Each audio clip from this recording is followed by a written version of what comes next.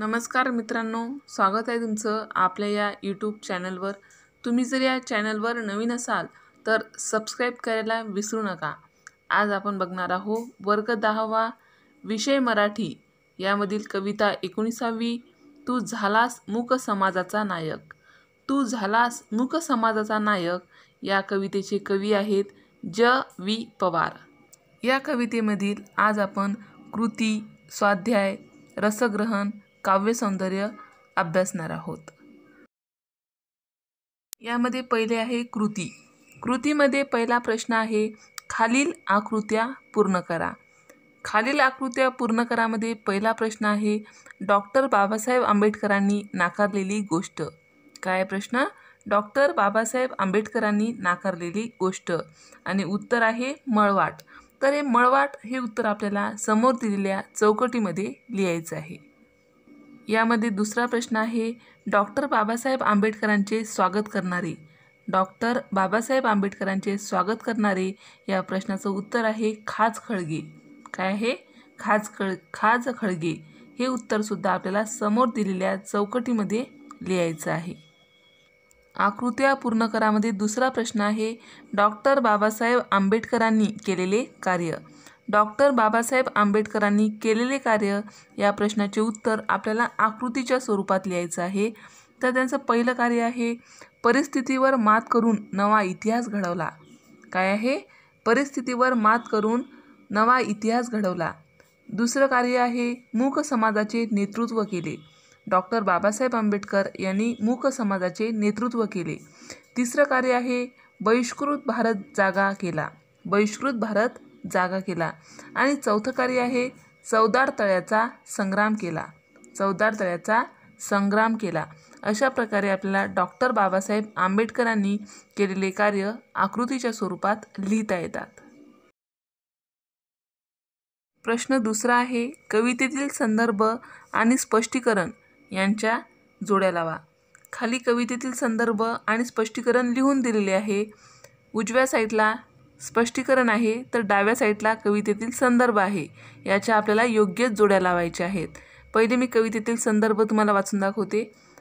पहिलं आहे मळवाट, दुसरा आहे खाज खळगे आणि तिसरा आहे मूक समाज। आणि स्पष्टीकरणामध्ये पहिलं आहे अन्यायाविरुद्ध आवाज उठवू न शकणारा समाज। अन्यायाविरुद्ध आवाज उठवू न शकणारा समाज। दुसरा आहे पारंपरिक वाट आणि तिसरा आहे अडचणी कठीण परिस्थिती। अडचणी कठीण परिस्थिती। तर यामध्ये मळवाट या कवितेतील संदर्भाची जोडी लागते पारंपरिक वाट। मळवाट पारंपरिक वाट। दुसरा आहे कवितेतील संदर्भ खाज खळगे। खाज खळगे या कवितेतील संदर्भाची जोडी लागते अडचणी कठीण परिस्थिती। स्पष्टीकरणामध्ये अडचणी कठीण परिस्थिती। तिसरा कवितेतील संदर्भ असलेला शब्द आहे मूक समाज आणि मूक समाज या शब्दाची जोडी लागते अन्यायाविरुद्ध आवाज उठवू न शकणारा समाज। अन्यायाविरुद्ध आवाज उठवू न शकणारा समाज। अशा प्रकारे आपल्याला कवितेतील संदर्भ आणि स्पष्टीकरणे यांच्या योग्य जोड्या लावता येतात। प्रश्न तिसरा आहे चवदार तळ्याच्या घटनेनंतरच्या 50 वर्षात वातावरणात झालेल्या बदलाचे वर्णन करणाऱ्या ओळी लिहा। प्रश्न पुन्हा एकदा ऐका। चवदार तळ्याच्या घटनेनंतरच्या 50 वर्षात वातावरणात झालेल्या बदलाचे वर्णन करणाऱ्या ओळी लिहा। उत्तर सूर्यफुले ध्यास घेत आहेत। सूर्यफुले ध्यास घेत आहेत। बिगुल प्रतीक्षा करत आहे। बिगुल प्रतीक्षा करीत आहे। चवदार तळ्याचे पाणी थंड झाले आहे। चवदार तळ्याचे पाणी थंड झाले आहे। अशा प्रकारे चवदार तळ्याच्या घटनेनंतरच्या 50 वर्षात वातावरणात झालेल्या बदलाचे वर्णन करणाऱ्या ओळी लिहिता येतात। चौथा आहे चवदार तळ्याच्या घटनासंदर्भाने तुलना करा। चवदार तळ्याच्या घटनासंदर्भाने तुलना करा आणि तुलना करण्यासाठी आहे 50 वर्षापूर्वीची परिस्थिती आणि 50 वर्षानंतरची परिस्थिती यामध्ये आपल्याला तुलना करायची आहे। उत्तर 50 वर्षापूर्वीची परिस्थिती यामध्ये पहिला मुद्दा आहे सूर्यफुलांनी पाठ फिरवली होती। सूर्यफुलांनी पाठ फिरवली होती। आणि 50 वर्षानंतरची परिस्थिती यामध्ये पहिला मुद्दा आहे सूर्यफुले ध्यास घेत आहेत. सूर्यफुले ध्यास घेत आहेत. आता 50 वर्षापूर्वीची परिस्थिती यामध्ये दुसरा मुद्दा आहे रणशिंग फुंकले होते. रणशिंग फुंकले होते. 50 वर्षानंतरची परिस्थिती यामध्ये दुसरा मुद्दा आहे आता बिगुल वाट पाहत आहे. आता बिगुल वाट पाहत आहे. 50 वर्षापूर्वीची परिस्थिती यामध्ये तिसरा मुद्दा आहे चवदार तळ्याचे पाणी पेटले होते. आणि 50 वर्षाची परिस्थिती यामध्ये तिसरा मुद्दा आहे आता चवदार तळ्याचे पाणी थंड झाले आहे. अशा प्रकारे आपल्याला 50 वर्षापूर्वीची परिस्थिती आणि 50 वर्षानंतरची परिस्थिती चवदार तळ्याच्या घटनेसंदर्भात आपल्याला स्पष्ट करता येते.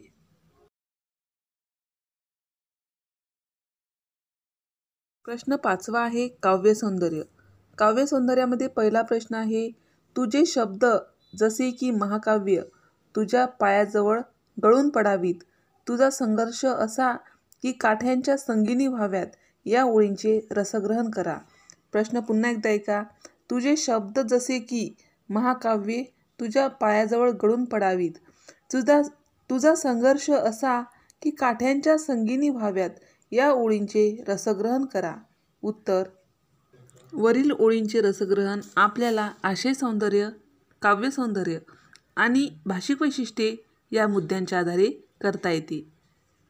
तर पहिला मुद्दा आहे आशय सौंदर्य. वर्णव्यवस्थेविरुद्ध महाड येथे डॉक्टर बाबासाहेब आंबेडकर यांनी चवदार तळ्याचा संग्राम केला. शोषितांच्या अन्यायाला वाचा फोडण्यासाठी हा लढा डॉक्टर बाबासाहेबांनी उभारला होता. त्याला 50 वर्ष झाल्यानंतर तू झालास मूक समाजाचा नायक या कवितेमध्ये ज.वी. पवार यांनी आपले मनोगत व्यक्त केले आहे. डॉक्टर बाबासाहेब आंबेडकर म्हणजेच मूक समाजाचा महानायक यांना अभिवादन करताना त्यांच्या कार्याचा यथोचित गौरव केला आहे. आता आहे काव्य सौंदर्य. या ओळीमध्ये डॉक्टर बाबासाहेब आंबेडकर यांच्या शब्दांची किमया, संघर्षाचा परिणाम यांची महती कथन केली आहे. चवदार तळ्यावर किंवा कोणत्याही सार्वजनिक ठिकाणी शूद्र जातींच्या लोकांना पाणी घेण्यासाठी निर्बंध होते, परंतु याच महानायकाने चवदार तळ्यावर सर्वांसाठी पाणी खुले करताना महामानवाने जी घोषणा केली त्या घोषणेपुढे सर्व महाकाव्ये नतमस्तक व्हावीत अशी होती. तसेच जो संघर्ष केला त्याचा प्रभाव असा पडला की शोषितांच्या हातातल्या काठ्यांचे रूपांतर जहाल बंदुकामध्ये झाले. डॉक्टर बाबासाहेबांचे सामर्थ्य हे त्यांच्या शब्दाचा वापर व सामर्थ्य वापरून घडते. आता आहे भाषिक वैशिष्ट्ये. मुक्त छंदात लिहिलेली ही कविता त्यातील ओजस्वी शब्दकळेमुळे कार्यकर्त्यांच्या काळजाला थेट भिडते. काव्यात्म पण थेट विधानामुळे त्यातील विचार परिणामकारक झाले आहेत. महाकाव्याची नम्रता व काठ्यांच्या बंदुका या प्रत्येकी शांतरस, अद्भुत रस यांची निर्मिती करतात. अशा प्रकारे तुझे शब्द जसे की महाकाव्य तुझ्या पायाजवळ गळून पडावीत, तुझा संघर्ष असा की काठ्याच्या संगिनी व्हाव्यात, या ओळींचे रसग्रहण आपल्याला वरील मुद्द्यांच्या आधारे लिहिता येते.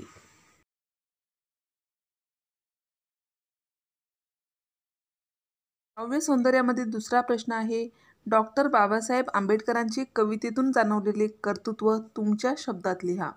प्रश्न पुन्हा एकदा वाचते. डॉक्टर बाबासाहेब आंबेडकरांचे कवितेतून जाणवलेले कर्तृत्व तुमच्या शब्दात लिहा. उत्तर पूर्वी समाजामध्ये ब्राह्मण, क्षत्रिय, वैश्य, शूद्र अशा 4 वर्णव्यवस्था स्वीकारल्या होत्या. त्यामुळे उच्च नीच असा भेद पाळला जात होता. याच वर्णव्यवस्थेने ज्या लोकांना नाकारले, जे लोक दैन्य दारिद्र्याच्या अंधारात खितपत पडले, अशा मूक समाजाला डॉक्टर बाबासाहेब आंबेडकरांनी नवविचारांच्या नवसामर्थ्याचा प्रकाश दाखवला. जे लोक अन्याय सहन करत होते, शिवाय अन्यायाविरुद्ध कोणत्याही प्रकारचा लढा देऊ शकत नव्हते, त्यांच्यामध्ये जागृती निर्माण करण्याचे काम या महानायकाने पार पाडले. कोणत्याही सुखाची साथ नसताना, त्यात खूप साऱ्या अडचणी असताना सुद्धा पारंपरिक वाटेने जायचे असे डॉक्टर बाबासाहेब आंबेडकर यांनी नाकारले. म्हणूनच त्यांनी कठीण परिस्थितीवर मात करून इतिहास घडवला. दलित समाजाला तसेच बहिष्कृत भारताला आत्मविश्वास दिला. डॉक्टर बाबासाहेब आंबेडकर हे ज्ञानसंपन्न होते, त्यांचे ज्ञानाचे भांडार हे अपार होते. याच ज्ञानाच्या बळावर ते अन्यायाविरुद्ध लढा पुकारला आणि शोषितावर होणारा अन्याय दूर केला. अशा प्रकारे चवदार तळ्याचा संग्राम यशस्वी करून दलित, शोषित, पीडित समाजाला स्वातंत्र्य मिळवून दिले, सन्मानाने जगायला शिकवले. अशा प्रकारे डॉक्टर बाबासाहेब आंबेडकरांचे कवितेतून जाणवलेले कर्तृत्व आपल्याला लिहिता येते.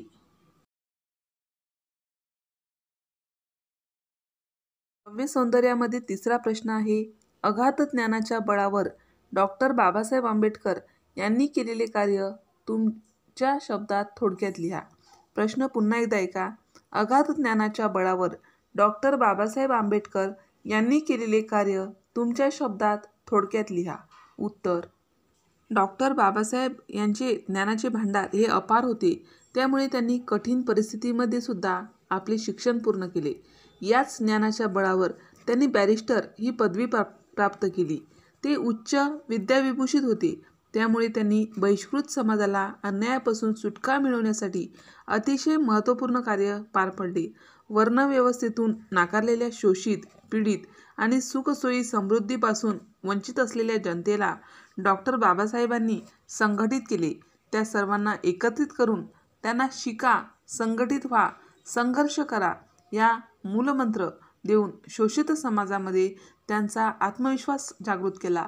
त्यांना अन्यायाविरुद्ध लढा देण्यासाठी वेळोवेळी चालना दिली, प्रोत्साहन दिले.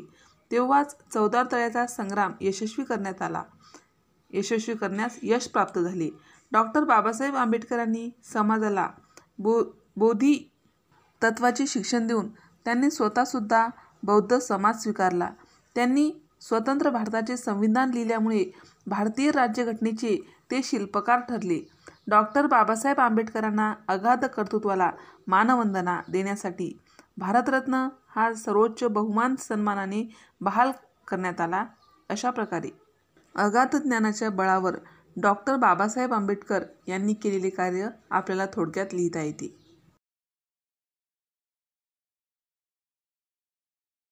अशा प्रकारे आपण तू झालास मूक समाजाचा नायक या कवितेचा संपूर्ण स्वाध्याय अभ्यासला आहे.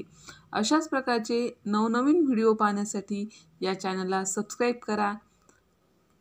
आमचे हे व्हिडिओ लवकरात लवकर तुमच्यापर्यंत पोहोचण्यासाठी खाली दिलेल्या बेल आयकॉन बटनवर क्लिक करा.